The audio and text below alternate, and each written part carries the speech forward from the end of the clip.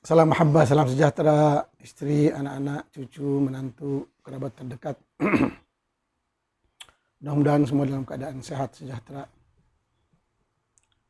Kita teruskan ngobrol-ngobrol, bincang-bincang di sekitar isu agama, budaya, sejarah, dan sebagainya. Bagi tujuan saling mengingati, saling menasehati, dan saling meningkatkan kesadaran kita sebagai manusia. Ini bertolak dari sebuah hadis, la yu'minu ahadukum hatta yuhibba li akhihi ma yuhibbu li nafsihi. Tidak beriman seseorang itu sehingga dia mencintai orang lain seperti mana mencintai diri sendiri. Kemudian ada juga hadis yang berbunyi, khairukum man ta'allamal ilma wa 'allamahu. Sebaik-baik kamu yang punya ilmu dan mengajarkannya kepada orang lain. Apa juga ilmunya? Kita lihat hari ini banyak orang-orang yang sangat berjasa menyebarkan ilmunya di YouTube. Satu tools dan juga media yang sangat-sangat membantu dalam kemajuan pemikiran manusia. Terima kasih kepada penciptanya. Begitulah kita saling memerlukan antara satu dengan yang lain. Seperti ayat yang mengatakan waja'alnakum syu'uban wa qabaila lita'arafu. Dijadikan manusia ini berpuak-puak, berkaum-kaum untuk saling mengenal. Mengenal dalam bidang politik, perdagangan, ekonomi, sosial, impor ekspor dan lain-lain. Kita bisa kembangkan lagi cara berkenalan kita sesama manusia. Bahkan ada ayat yang cukup clear, duribat alaihimudz zillatu aina ma thuqifu illa bihablim minallahi wa hablim minan nas. Bisa diringkaskan, manusia itu akan lemah kalau tidak bijak, tidak pandai menjaga hubungan sesama manusia. Kalau hubungan dengan Allah adalah individu, tapi hubungan dengan manusia, dengan masyarakat, dengan berbagai kelompok, mesti pandai, bijak, dan saling menguntungkan. Ini yang kadang-kadang kita sebagai umat Islam, mayoritas umat Islam hanya pandai mengkritik, tapi sekali diberikan peluang untuk memimpin, mulai gelabah, kacau, tidak jelas arahnya mau kemana. Sebab kita diikat dengan al-wala wal-bara. Cinta karena Allah, benci karena Allah. Sedangkan perjalanan dunia hari ini tidak begitu. Kita perlu menjalin hubungan dengan semua pihak, dengan semua bangsa, dengan semua negara yang saling menguntungkan. Kita bukan lagi satu kelompok kecil, negara kecil. Dunia diikat dengan jaringan yang sangat-sangat rumit. Sebagai contoh dulu, pemerintah Afghanistan yang dikendalikan oleh Taliban, sama dengan para santri, Talib, penuntut ilmu, jamaknya Taliban, bahasa Pakistan, bahasa Afghanistan, Taliban, Lahedan, Fauzan. Jadi Taliban ini coba katanya mengusir Rusia, penjajah. Padahal kebanyakan orang Rusia itu beragama Kristen. Sedangkan Kristen, Yahudi, Nasrani itu 3 kelompok agama yang bersaudara. Maka berlakulah siri jihad, peperangan. mengusir Rusia. Oke, Rusia telah terusir, tapi Taliban gitu-gitu juga. Taliban berhasil mengusir Amerika, mengusir Rusia. Terus dia mau berhubungan dengan siapa? Sesama negara Islam pun tidak mengakui kewujudan pemerintahan Taliban. Hanya Qatar. Padahal kita tahu Qatar itu sendiri berhubungan dengan Israel dan dia berhubungan dengan Amerika. Semua nampak. Tidak perlu disembunyi-sembunyikan. Terus setelah apa? Taliban mengadakan jalinan hubungan dengan Cina. Yang jelas-jelas semua tahu kalau Cina itu mungkin mayoritasnya beragama Buddha atau ateis. Tapi seharusnya Taliban yang Islam lebih dekat ke Kristen.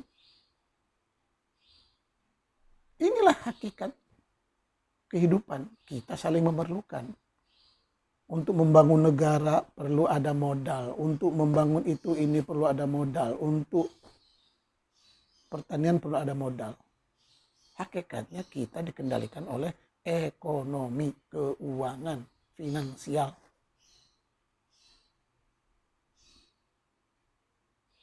Begitu rajin orang Taliban. Sholat, zakat, puasa, doa, Allah, Allah, Allah. Mana? Dan kita lihat Allah pun hanya menolong dan membantu orang-orang yang kuat. Yang miskin, yang bodoh. Seperti contoh negara Yaman bangkrut, negara Suriah bangkrut, negara Palestina bangkrut, negara Islam yang lain, Sudan, banyak yang bangkrut. Mana peranan Allah? Mana peranan doa? Sebab kita perlu menjalin hubungan sesama manusia. Duribat alaihimudz zillatu aina thaqifu illa bihablim minallah wa hablim minan nas. Komunikasi sesama manusia ini penting. Dan itu ada ilmunya. Ilmu komunikasi, ilmu interaksi, ilmu hubungan internasional. Semuanya ada ilmunya. Bukan hanya taksub, sok dengan ilmu-ilmu yang sebenarnya bukan ilmu kita juga. Warisan dari Arab Badawi primitif. Yaitu ilmu Islam. Yang katanya ilmu Islam.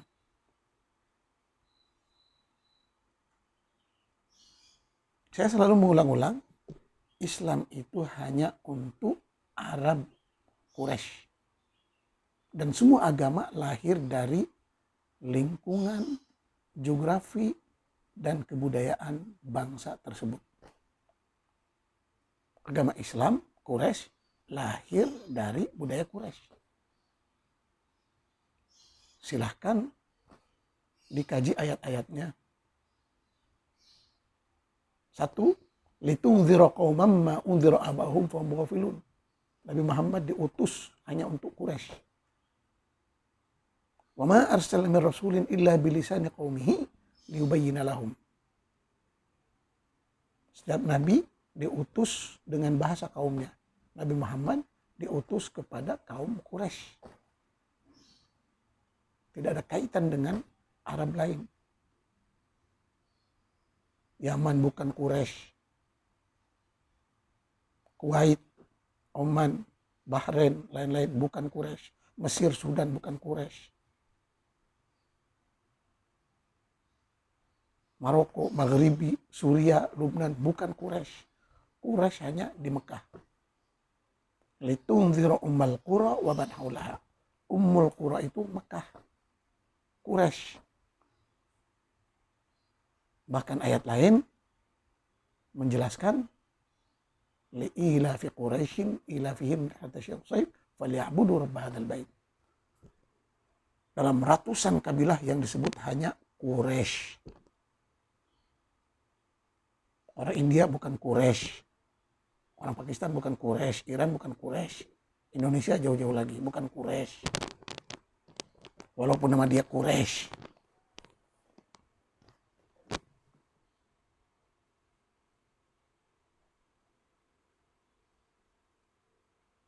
Jelas ayat-ayat itu hanya untuk Quraisy. Bahkan Utsman, Khalifah Utsman ketika mengumpul Quran, dia bilang, "Uktubul Quran bilughati Quraisy." Tulislah Quran dalam bahasa Quraisy.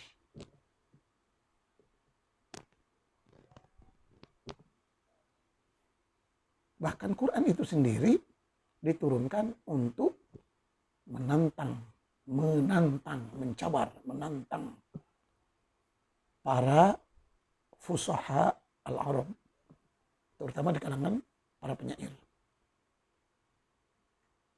Jadi dulu itu di beberapa pasar, Uqab, Dzil Majaz, Dzil Majannah, sebelum pergi ke Dzil Qa'dah, Dzil Hijjah, itu ada pasar peradaban,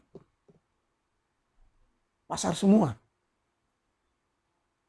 Kita bisa lihat di Google apa aktivitas Suq Uqab, Suq Dzil Majaz, Suq Dzil Majannah. Orang Islam mesti tahu sejarah ini. Kalau mau betul-betul Islam. Tidak Muslim kalau dia tidak pandai bahasa Arab dan menguasai budaya Arab. Tidak Muslim. Sebab bahasa jiwa bangsa, jiwa kepada Islam itu adalah bahasa Arab. Islam dengan Arab bagaikan roh dan jasad yang tidak bisa dipisah. Quran kata, "Inna anzalnahu Qur'anan Arabiyyan." Kami turunkan Quran dalam bahasa Arab. Arti dalam bahasa Arab itu mengandung semua budaya, pemikiran, roh bangsa Arab, terutama Arab Quraisy. Ini yang mesti dihayati. Begitu juga kata Quran, "Wa kadzalika anzalnahu hukman Arabiyyan." Begitu juga kami turunkan hukum ahkam mengikut budaya huruf Arab, terutama Quraisy. Jadi agama dengan budaya itu sudah bercampur. Agama, budaya, Quraisy. Oleh sebab itu Bani Umayyah sebagai pewaris kepada Quraisy, dia mengendalikan lebih kurang 100 tahun agar budaya Quraisy, budaya Arab Quraisy menguasai dunia budaya. Dan dia tidak membenarkan, tidak pernah mengasih kesempatan kepada ulama-ulama, kepada para mufassir, kepada para ilmuwan agama untuk membuat tafsiran agama. Tidak ada. Sepanjang 100 tahun tidak ada buku agama yang diterbitkan. Tidak ada ulama agama yang diterbitkan. Tidak boleh.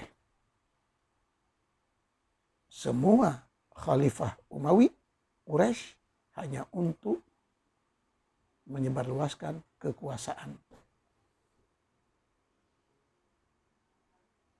Kapan muncul pemikir Islam? Semua tafsiran, pemikir, penelitian, terjemahan, pembukuan Islam berlaku pada era Abbasiyah.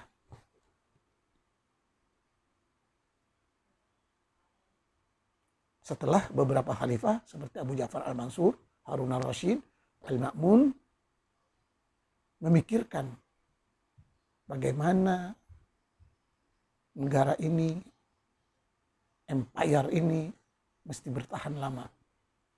Mesti dengan mengadopsi, mengambil, mencedok, mengkopi budaya lain. Maka masuklah budaya-budaya Parsi, Majusi, Cina, Hindu, Buddha, Yunani, dan lain-lain, semuanya dialih bahasa, diterjemahkan ke dalam bahasa Arab. Maka berlakulah Arabisasi ataupun Islamisasi ilmu pengetahuan secara besar-besaran di era Abbasiyah.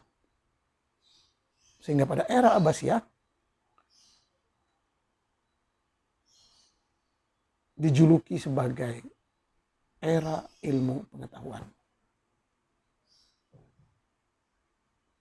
Tapi dengan tidak disadari bahwa era Abbasiyah adalah era budaya baru, Islam baru, pemikiran baru, bangsa baru.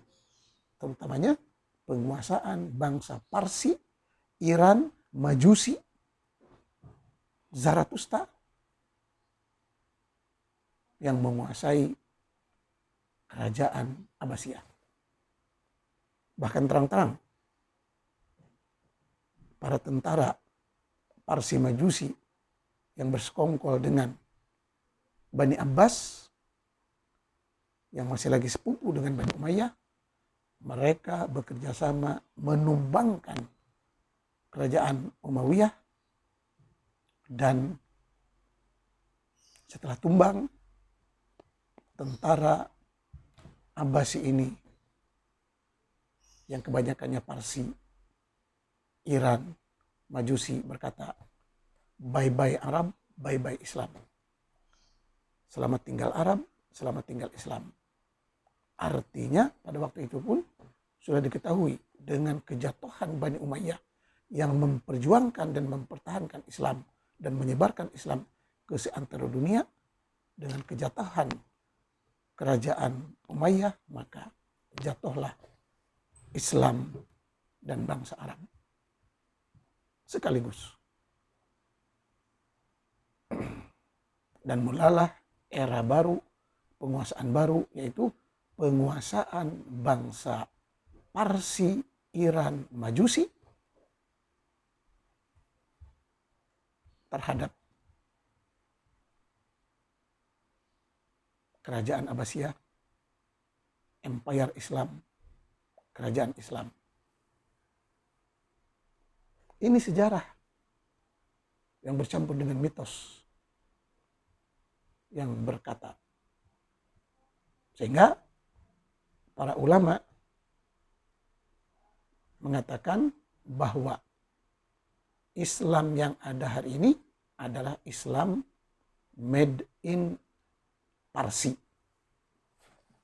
Islam yang kita amalkan pada hari ini adalah Islam buatan bangsa Parsi, Iran, Majusi. Semuanya, baik bagian Syiah atau bagian Sunni. Pada era Abbasiyah telah lahir ilmuwan, cendekiawan, ulama-ulama dari kalangan bangsa Persia yang berlatar belakangkan peradaban Majusi, Parisi, Zarathustra, dan mereka ramai-ramai masuk Islam. Kita pun tidak tahu, secara pura-pura, secara nifak, secara serius.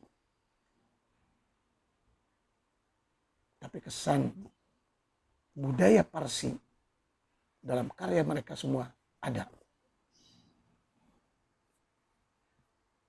Baik di cabang Syiah atau di cabang Sunni. Yang menciptakan Islam Sunni adalah Bukhari, Muslim, Abu Dawud. Semuanya bangsa Parsi. Yang menciptakan Islam Syiah, Al-Kulaini, At-Tusi, Al-Majlisi, dan lain-lain. Semuanya Parsi, Syiah, yang dipengaruhi oleh agama Zarathustra dan Hindus.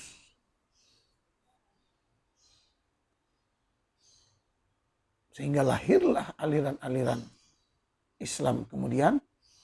Kalau kita lihat di dalam Ahlus Sunnah saja, yang mengatakan Ahlus Sunnah, ada Mu'tazilah, ada Qadariyah, ada Jabariyah, ada Sufiyah, ada Murji'ah, dan macam-macam lagi. Banyak. Bahkan hadis awal mengatakan, sataftariqu ummati, silahkan dirujuk, sataftariqu ummati, umatku akan berpecah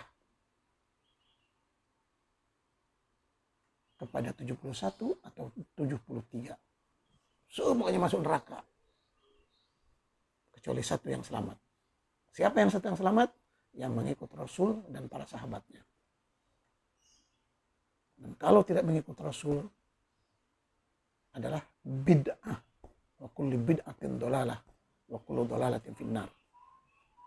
Tidak perlu ditakwil. Begitu jelas.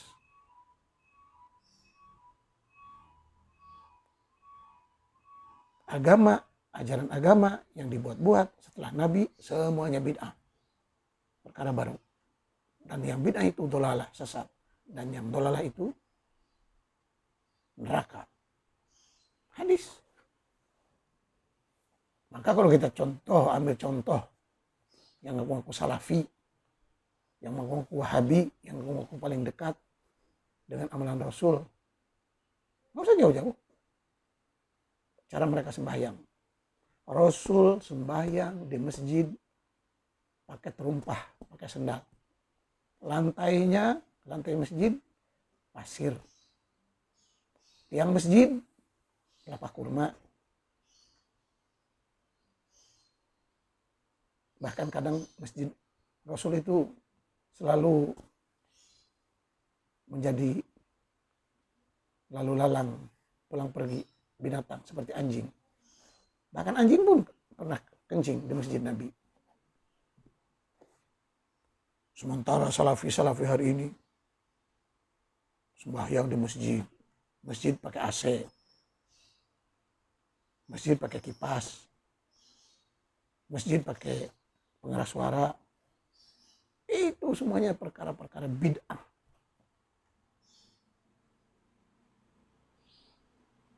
Mengada-ngada dalam aktivitas ibadah tidak seperti Rasul. Bid'ah. Yang bid'ah sesat, yang sesat neraka. Hadis. Belum lagi yang salafi pakai celana branded, pakai baju branded, pakai peci branded, pakai HP branded. Bid'ah, dolalah, finnar. Makanya yang ngaku-ngaku salafi, wahabi, Islam ala Rasul, baik di kalangan ustadz, artis, tapi tidak tahu sejarah Rasul, sebenarnya dia sedang mempermalukan diri sendiri dan sedang menistakan sunnah Rasul. Aku salafi, ada jenggot cingkrang, pakai mobil branded. Mana salafi kamu? Sudahlah, Islam itu hanya untuk Quraisy. Kita hanya ikut-ikutan. Udah gitu. Tidak pernah mau tahu siapa Rasul. Apa sejarahnya. Dan apa sunnahnya. Makanya Quran sudah bilang. Bagi mereka yang tidak ada Rasul. Wa ma kunna mu'adzibina hatta nab'atha rasula. Wa ma kunna mu'adzibina hatta nab'atha rasula. Umat yang tidak ada Rasul tidak akan disiksa, tidak akan dihisab, tidak akan diperhitungkan apa-apa. Jadi buatlah Islam sesuai budaya kita yang penuh ramah santun tanpa ada kebencian kepada bangsa lain. Buat Islam ala Sunda, ala Jawa, ala Madura, ala Aceh, ala Kalimantan, ala Bugis, ala Dayak. Kalau mau mengadopsi baik Islam, baik Kristen, baik Yahudi, Hindu, Konghucu, dan lain-lain, yang penting kita utamakan keutuhan Indonesia, keutuhan bangsa Indonesia, cinta kasih sesama bangsa Indonesia.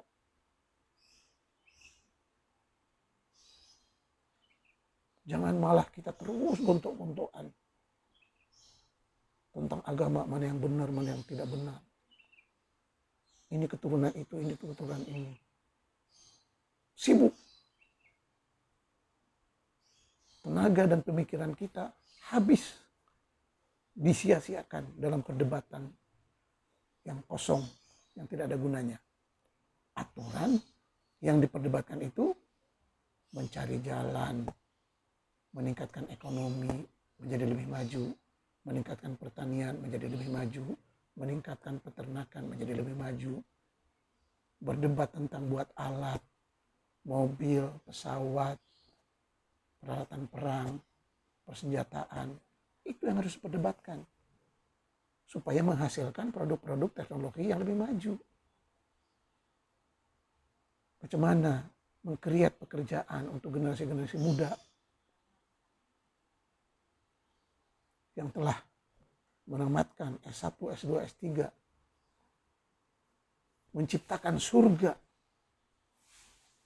di dunia ini, bukan malah sibuk mengurus akhirat selepas mati. Seni kehidupan, strategi kehidupan yang seharusnya terus dipelajari, digali, dikaji, diabaikan, malah sibuk memikirkan hidup selepas mati. Di mana akal sehat kita? Kita umat hampir 300 juta. Mana prestasinya? Dalam bidang olahraga, dalam bidang olimpiade, matematik, sains, teknologi, dan lain-lain. Dalam bidang penghasilan,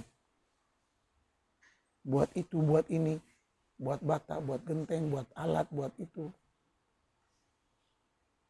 Yang diperlukan oleh bangsa dan negara. Yang mana kita semuanya masih lagi impor. Padahal kita lebih dari cukup. SDM 300 juta. Tapi kualitasnya masih dipertanyakan. Sebab terlalu terlena dengan membicarakan, dengan memperdebatkan isu-isu sampah.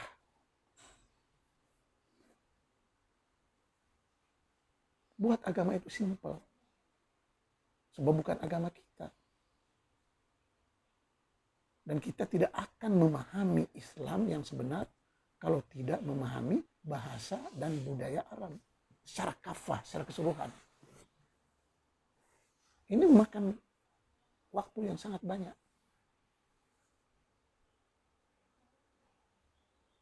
Saya belajar dari SD, SMP, SMA di negara Arab. S1, S2, S3 dalam bidang bahasa dan kebudayaan Arab.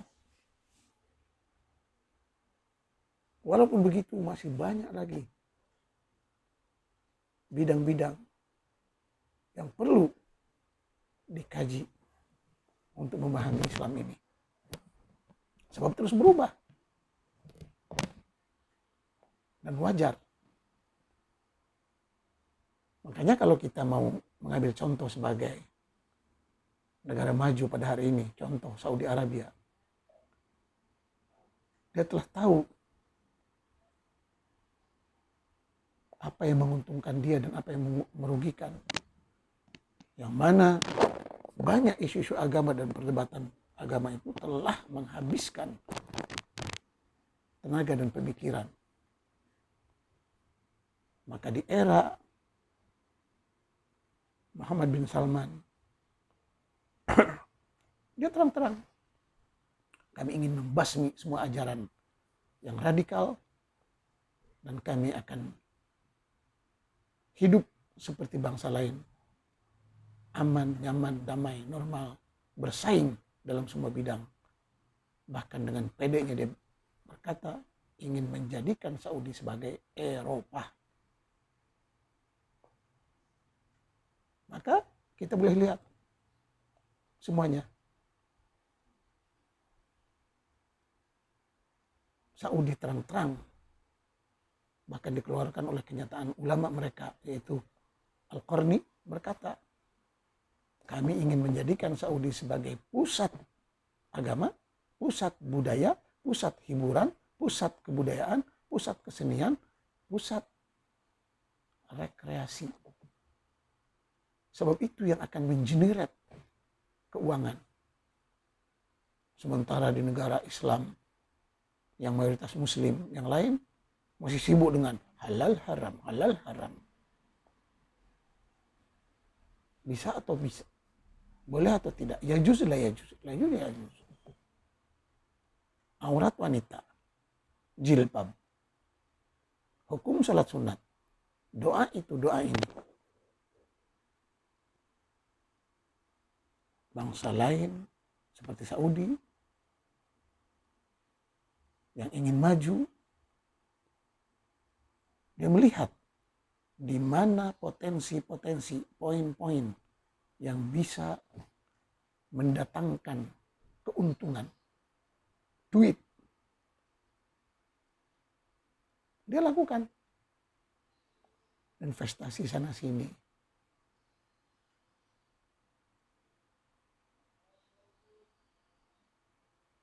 Buat tempat-tempat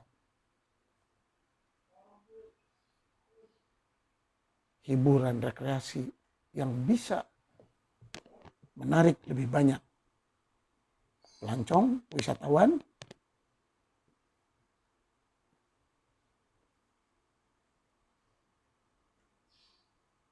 dan dia coba mengadopsi cara-cara kegiatan wisata yang ada di Thailand, di Eropa, di Bali.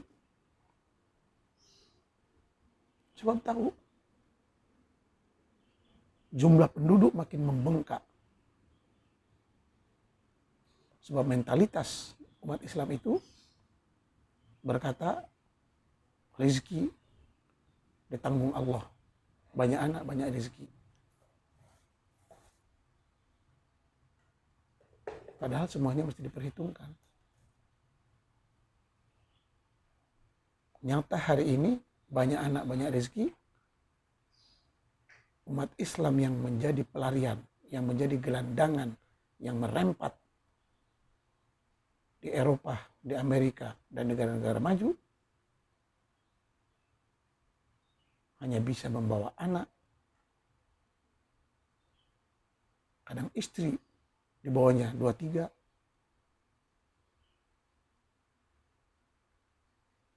dan terus membawa ajaran radikalnya ke tempat pengungsian yang baru. Padahal mereka di sana mendapat bantuan dari hasil pajak arak, hasil pajak prostitusi, hasil pajak peternakan babi, dan sebagainya, dan sebagainya. Kenapa tidak dibuat di negara Islam peternakan babi besar-besaran, pembuatan arak besar-besaran, legalkan prostitusi dengan undang-undang yang jelas, dengan hukum yang jelas. Jangan hanya ngomong haram, halal, tapi duitnya tetap dimakan. Dan bukan sekedar begitu, para pengungsi yang udah puluhan tahun duduk di Eropa pun masih tetap mendoakan kehancuran untuk orang kafir. Padahal orang kafir itulah yang berjasa pada mereka. Jadi mana rasa kemanusiaannya dan rasa terima kasihnya?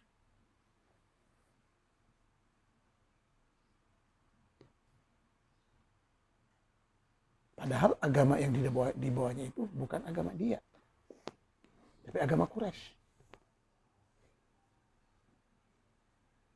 Itu sebab kalau kita lihat kepada ayat wa ma kunna mu'adzibina hatta nab'atha rasula. Allah tidak akan memperhitungkan apa-apa kepada umat yang tidak ada rasul. Berarti bebas segalanya. Makanya buatlah agama yang sesuai dengan budaya masing-masing. Sebab Islam bukan untuk selain Quraisy. Hanya untuk Quraisy. Li'ila fi Quraisyin. Sudah jelas. Kita disibukkan hari ini dengan Al-Qaeda, dengan Hizbut Tahrir, dengan Daesh, dengan Ikhwanul Muslimin, dengan HTI.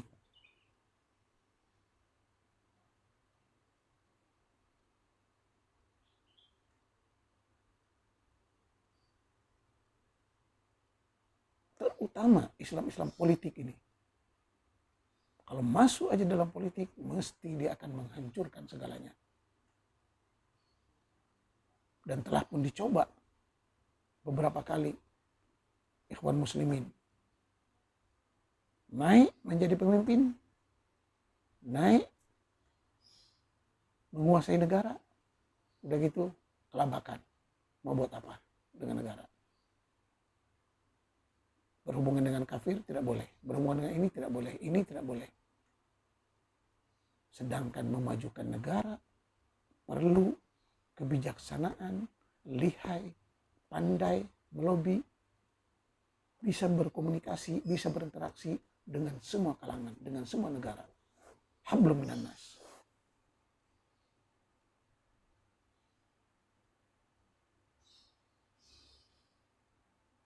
Jadi ini kenapa Muslim itu dalam dilema. Sebab dia tidak mengetahui jati dirinya, siapa dia.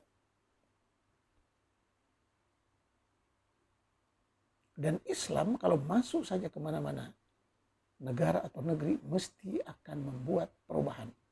Wajar, seperti penjajah.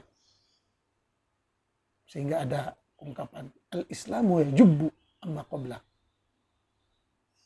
Islam akan menghancurkan, menghapus, memusnahkan yang sebelum.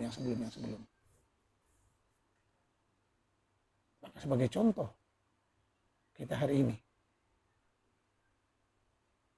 Islam masuk ke Nusantara. Sebagai contoh, saya sebagai orang Sunda, apa jati diri saya? Sebagai orang Jawa, apa jati diri orang Jawa? Sebagai orang Madura, apa jati diri orang Madura? Kalau semuanya dimasuk Islam. Tidak usah jauh-jauh. Dari nama, dari sebuah nama. Masuk aja Islam, mesti semua diarabkan.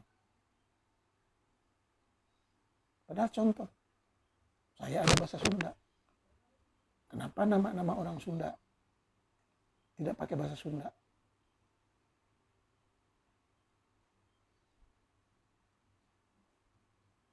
Teguh, baik, gelis, kasep,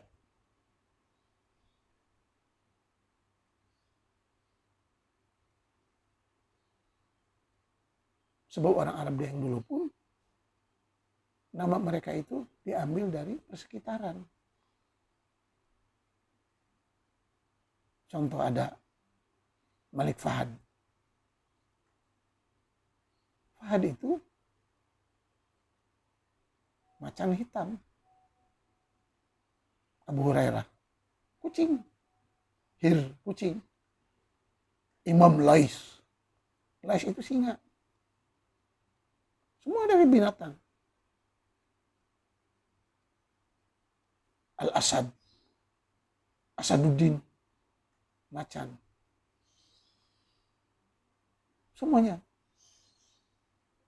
Fuad bin Jahash. Jahash itu keledai. Sukaina. Sukaina itu keledai. Betina. Begitu juga. Qamar, bulan, Badrun, Purnama. Diambil dari persekitarannya dengan bahasa masing-masing. Ini mesti Muhammad, Ahmad, Mustafa, Musa. Yang kadang-kadang bercampur dengan nama Yahudi. Contoh, dia Muslim. Nama Musa, nama Ibrahim, nama Ishak, nama Daud. Itu nama-nama bahasa Ibrani. Ismail, bahasa Ibrani, bahasa Yahudi. Maka aneh. Katanya dia benci Yahudi, tapi menggunakan produk Yahudi. Bahkan Allah, Elohim, bahasa Ibrani. Mikail, Israel, Israfil, bahasa Ibrani. Musa, Daud, Sulaiman, Ibrahim, Abraham, bahasa Ibrani. Jadi kita sedang mengamalkan mitos Yahudi. Pentingnya kita mengetahui sejarah, bahasa, dan kebudayaan Arab. Lebih-lebih lagi kebudayaan-kebudayaan yang lainnya. Kebudayaan Kristen, kebudayaan Yahudi, kebudayaan Parsi, kebudayaan Hindu. Sebab semuanya berkaitan. Maka kita, terutama umat Islam di seluruh dunia, dalam dilema. Karena tidak mengenal siapa jati diri kita. Contoh, tiba-tiba saya dari keluarga Muslim. Lahir. Baru lahir pun sudah diazankan.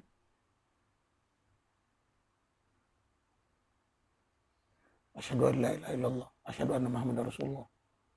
Padahal mengenal Allah aja kita nggak tahu dari mana asal usulnya. Muhammad aja nggak tahu apa sejarahnya. Tapi terus dimasukkan, dijijil, dipaksakan doktrin oleh keluarga.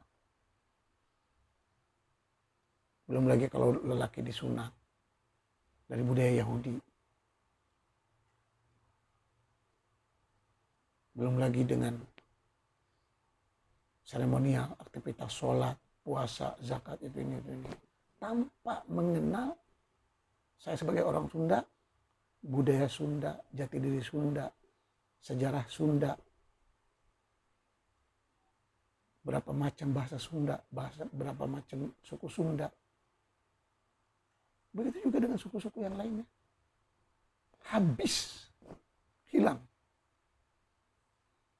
Padahal setiap bangsa itu mesti ada sejarahnya.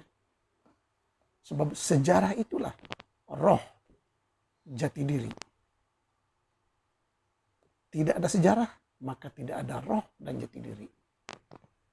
Dan bangsa yang tidak mempunyai jati diri akan menjadi bangsa yang rapuh, lemah, dan mudah dipermainkan. Ini yang sedang terjadi.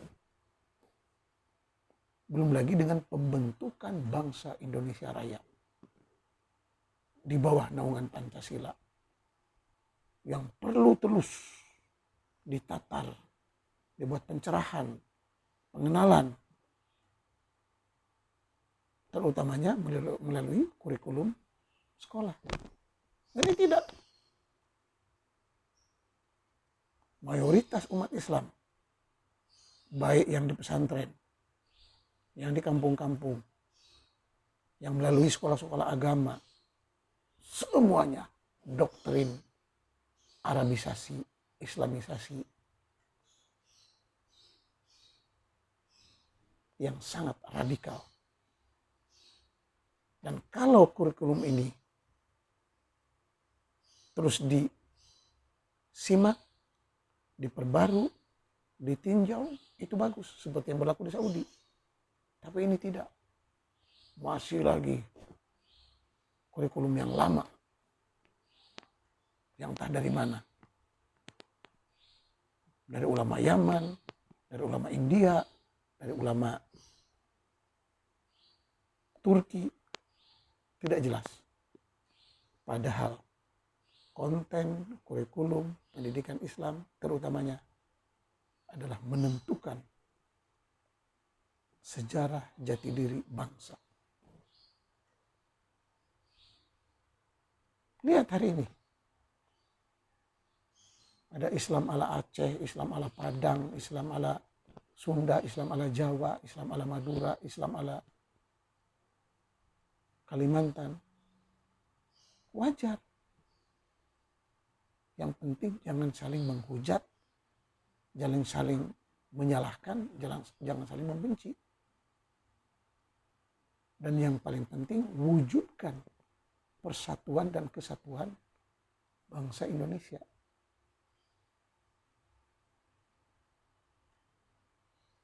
Toh Islam itu sendiri bukan untuk bangsa lain, melainkan hanya untuk Arab Quraisy.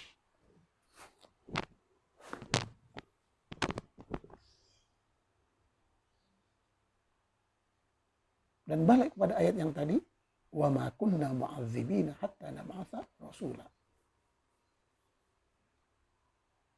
Kami tidak akan menyiksa kaum yang tidak mempunyai rasul. Tidak akan diperhitungkan apa-apa. Makanya hidup ini senang aja, terutama kita bangsa Indonesia. Yang paling penting, hiduplah berbahagia. Banyakkanlah karya-karya. Buat itu, buat ini. Kerja itu, kerja ini. Yang terbaik, yang menguntungkan. Jangan menghabiskan waktu pada perdebatan yang sia-sia. Tentang agama, tentang pemikiran, tentang nasab itu ini. Tinggalkan perdebatan yang sia-sia. Tinggalkan orang-orang yang tidak berguna. Tinggalkan mereka-mereka yang jahil, yang tidak ada ilmu, yang tidak jelas ilmunya. Semua kita tahu hari ini. Siapa pakar bahasa, siapa pakar kebudayaan, siapa pakar sains, siapa pakar teknologi, siapa pakar filsafat, siapa pakar sejarah. YouTube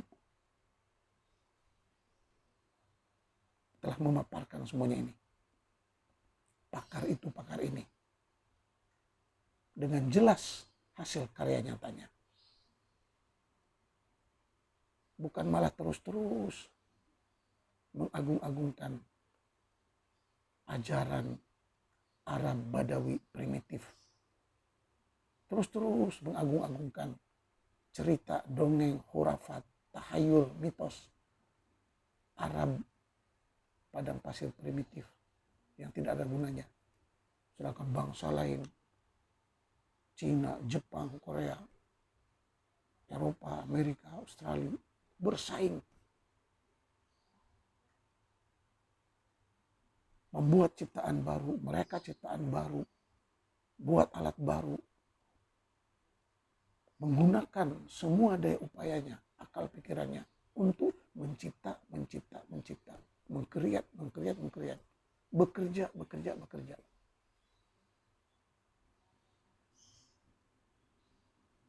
Dan Quran pun jelas, wa qul i'malu fasayarallahu amalakum. Kerjalah. Wa allaysa lil insani illa ma sa'a. Setiap manusia sesuai dengan hasil kerjanya. Faman ya'mal misqala dzarratin khairan yarah wa man ya'mal misqala dzarratin syarran yarah. Siapa saja berbuat baik akan nampak hasilnya. Siapa saja berbuat jahat nampak akibatnya. Kerja. Udkhulul jannata bima kuntum ta'malun. Raihlah surga, raihlah kejayaan, raihlah kenikmatan, raihlah kebahagiaan sesuai dengan kerja.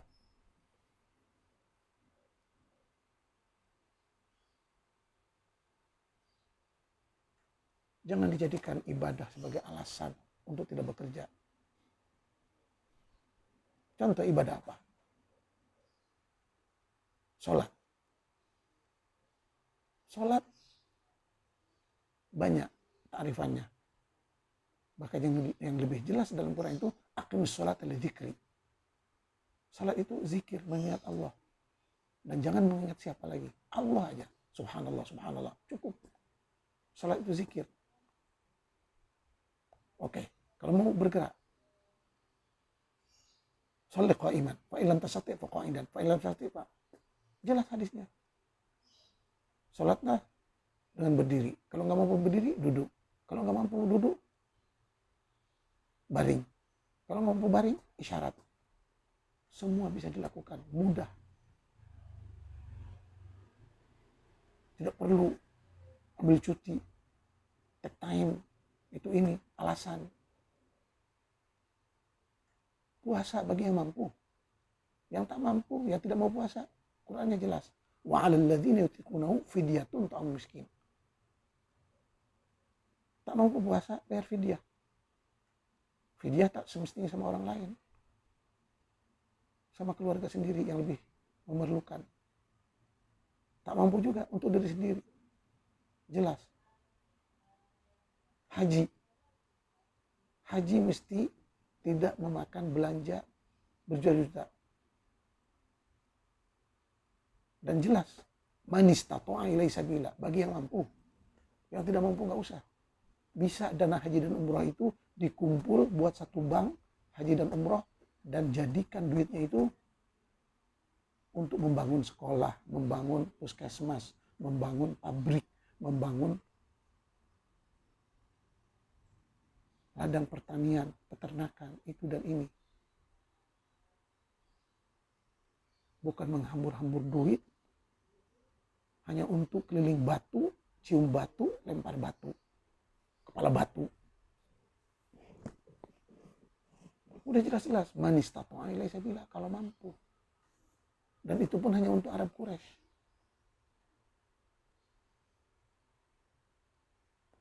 Dalam Quran pun jelas. Wa adzin fin nasi bil haji ya'tuka rijalan wa ala kulli dhamirin. Haji yang hanya bisa ditempuh oleh jalan kaki atau unta. Berarti kalau ditempuh dengan kapal terbang, bid'ah. Dengan mobil, bid'ah. Gak perlu. Zakat, infak, sodakoh. Mesti jelas. Buat bank, zakat, infak, sodakoh. Yang jelas dividennya, jelas keuntungannya bagi hasil. Jangan hanya zakat karena Allah, nanti di akhirat. Oke, kalau semuanya di akhirat. Bisa enggak kita masuk Universitas Islam, nanti iurannya bayar di akhirat. Pergi haji, bayarannya nanti di akhirat.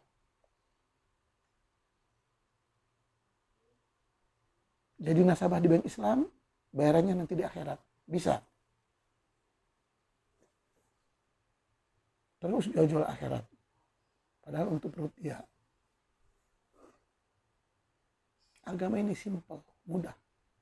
Dan agama itu datang untuk melayan kita.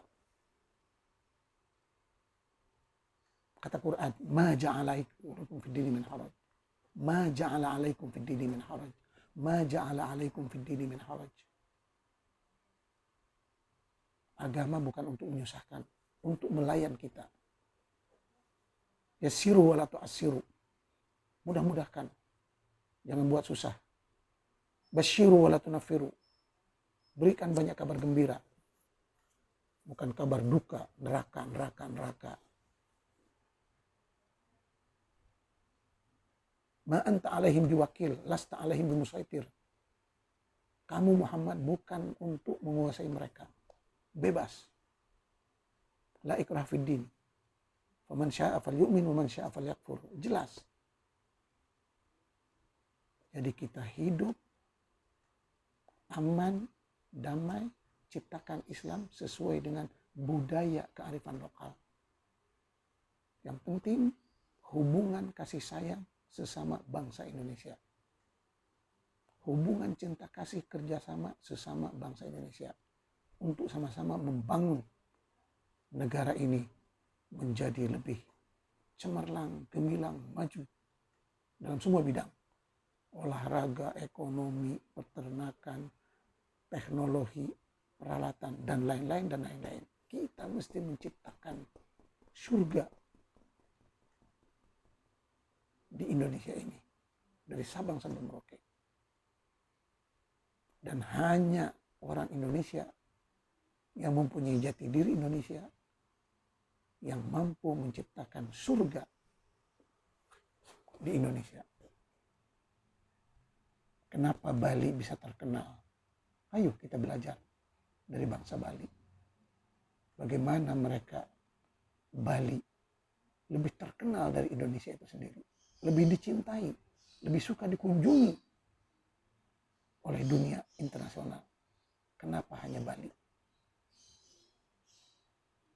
Belajar kita dari budaya orang Bali, toleransi orang Bali, sopan santun orang Bali, kebaikan orang Bali. Bukan hanya sibuk halal, haram, aurat wanita, apalagi nggak ada aurat.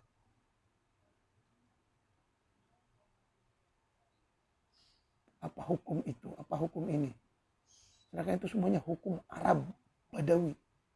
Gak ada hubungannya dengan bangsa Indonesia. Buat hukum kita sendiri.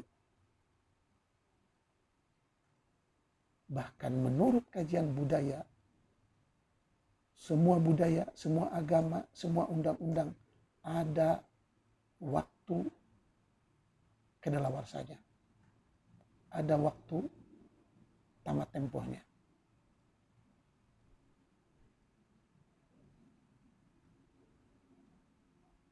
Agama, budaya, pemikiran, dan lain-lain seperti makanan.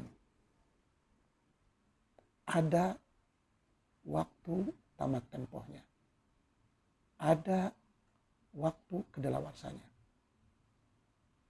Dan kalau makanan yang sudah kedaluarsa tetap dimakan, maka akan menjadi racun atau kematian.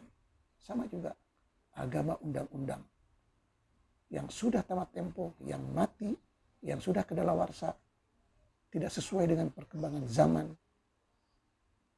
Kalau dipaksakan juga, maka bangsa itu akan mati, akan hancur, akan berantakan.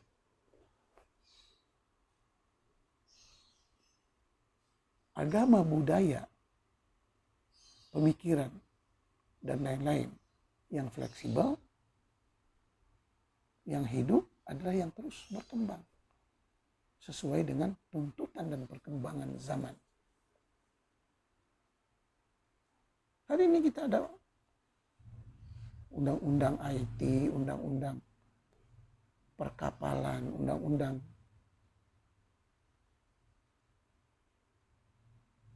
penerbangan, undang-undang lalu lintas, dan lain-lain. Yang dulu tidak ada.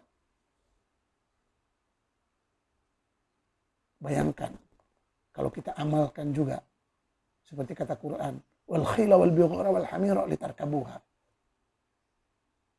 Keledai, bigal, dan himar untuk kalian tunggangi dan menjadikan tunggangan sampai abad ini 2024. Terus gunakan lalu lintas pakai unta, keledai, bigal. Mau jadi apa? Sedangkan dunia makin maju, makin maju, makin maju.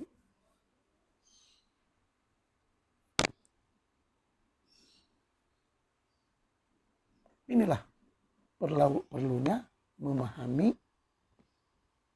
konsep pertarungan antara al-qadim wal hadis.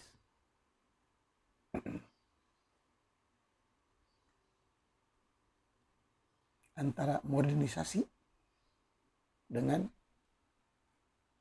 zaman silam, purba.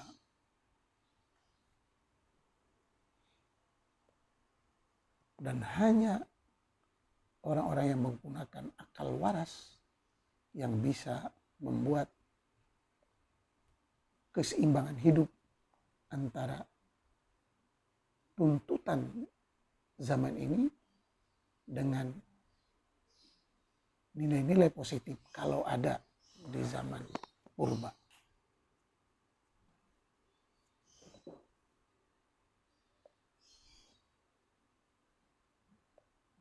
Oleh sebab itu, sekali lagi,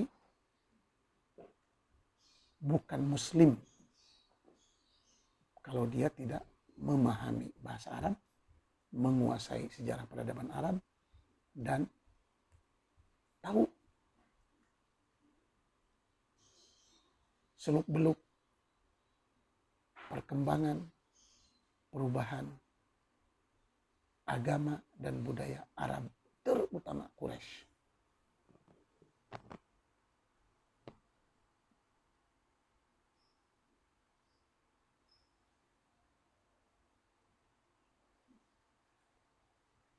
Moga